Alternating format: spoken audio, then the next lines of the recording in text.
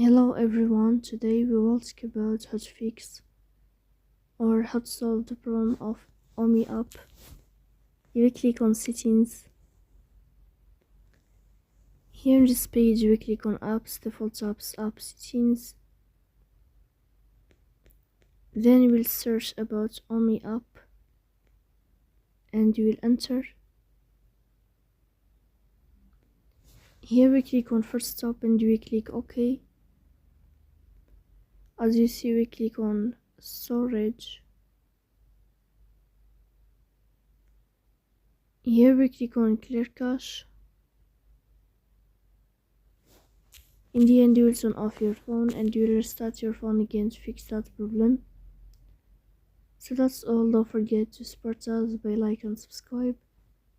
See you next time and thank you for your watching and your attention.